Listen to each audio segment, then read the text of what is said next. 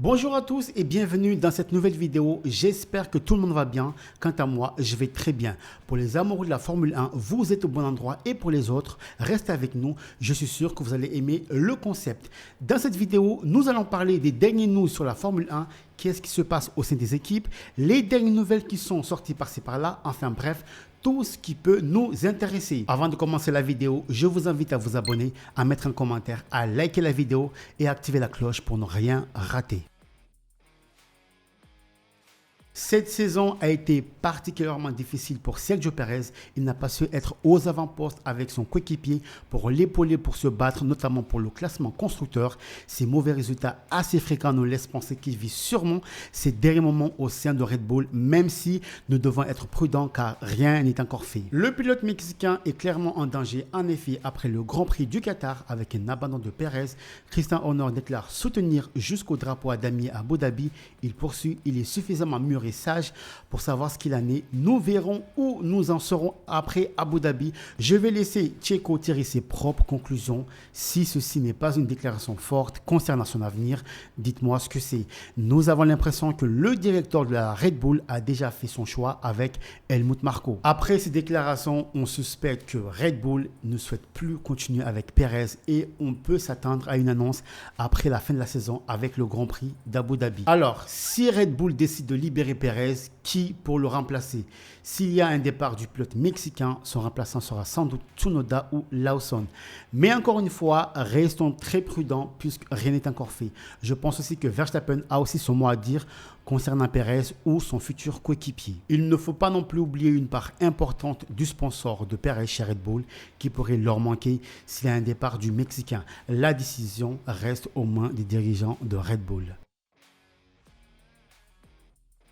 Le Grand Prix du Qatar a été compliqué pour Esteban Ocon avec son abandon, difficile pour le pilote français alors que son coéquipier Pierre Gasly signait la 5e place à l'arrivée du Grand Prix devant la Ferrari de Carlos Sainz. Cette belle place permet à Alpine de conserver sa 6e place au classement constructeur. Cependant, concernant Ocon, le futur pilote de la Haas aurait été prévenu de sa non-participation au dernier Grand Prix de la saison à Abu Dhabi avant même le Grand Prix du Qatar. Il sera remplacé par Jack Doohan. Le départ d'Ocon pour Haas peut paraître surprenant, mais rappelez-vous, dès le Grand Prix de Brésil, Ayao Komatsu, directeur de Haas, avait déjà trouvé un accord avec Alpine, sauf que du côté de l'écurie française, rien n'était encore confirmé. Ocon peut désormais participer aux tests de fin de saison avec Haas qui auront lieu à Abu Dhabi. C'est assez dommage pour Ocon, on aurait aimé le voir faire ses adieux à l'écurie Alpine avec ses dernières courses au sein d'une équipe française. Après 5 années passées chez Alpine, Ocon avait prévu d'honorer l'équipe française avec un casque spécial pour le Grand Prix d'Abu Dhabi. On se rappelle tous de sa très belle victoire au Grand Prix d'Hongrie en 2021. C'était incroyable. Dommage qu'il n'a pas eu une voiture compétitive pour des meilleurs résultats. On lui souhaite bon courage chez Haas.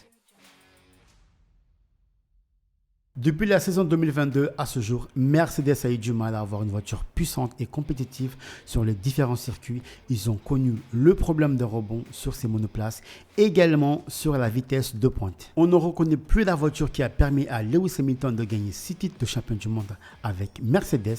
C'est seulement cette saison que leurs 2 monoplaces commencent à peine à reprendre des couleurs avec 2 victoires pour Lewis Hamilton et 2 pour George Russell. On est bien loin de l'époque où il dominait le championnat du début jusqu'à la fin.